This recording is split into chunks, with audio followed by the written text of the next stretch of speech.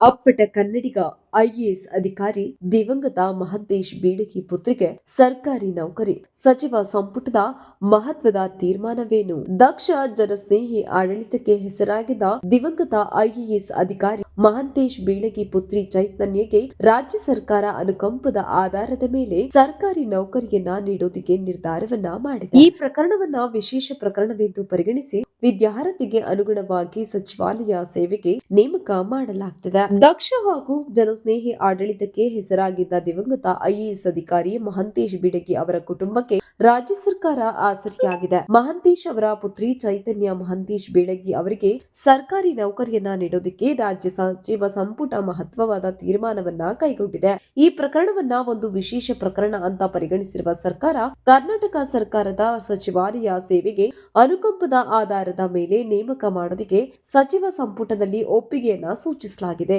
ಈ ಹಿನ್ನೆಲೆಯಲ್ಲಿ ಸಚಿವಾಲಯದ ಸೇವೆಗೆ ಅವರ ಮಗಳನ್ನ ನೇಮಕ ಮಾಡಿಕೊಂಡು ಸರ್ಕಾರಿ ನೌಕರಿ ನೀಡುವುದಕ್ಕೆ ಹಸಿರು ನಿಶಾನೆ ತೋರಿಸಲಾಗಿದೆ. ಈ ಬಗ್ಗೆ ದಾಖಲೆಗಳನ್ನ ಪರಿಶೀಲನೆ ಮಾಡಿ ಅವರ ವಿದ್ಯಾರ್ಹತೆ ಅನುಗುಣವಾಗಿ ಸರ್ಕಾರಿ ಉದ್ಯೋಗಕ್ಕೆ ನೇಮಕವನ್ನ ಮಾಡಿಕೊಳ್ಳಲಾಗುತ್ತದೆ. ಶೀಘ್ರವೇ ಈ ಕುರಿತು ವಿಶೇಷ ಪ್ರಕರಣ ಅಡಿಯಲ್ಲಿ ನೇಮಕ ಪ್ರಕ್ರಿಯೆಯನ್ನ ಸರ್ಕಾರದಿಂದ ಕೈಗೊಳ್ಳಲಾಗುತ್ತಿದೆ.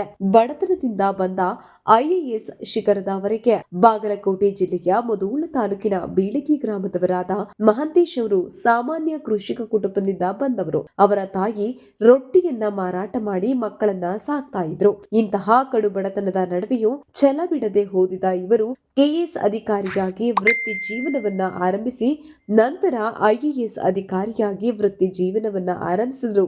ಇವರ ಸಾಧನೆಯ ಹಾದಿ ಸಾವಿರಾರು ಗ್ರಾಮೀಣ ಸ್ಪರ್ಧಿಗಳಿಗೆ ಇಂದಿಗೂ ಸಹ ಸ್ಫೂರ್ತಿಯಾಗಿದೆ.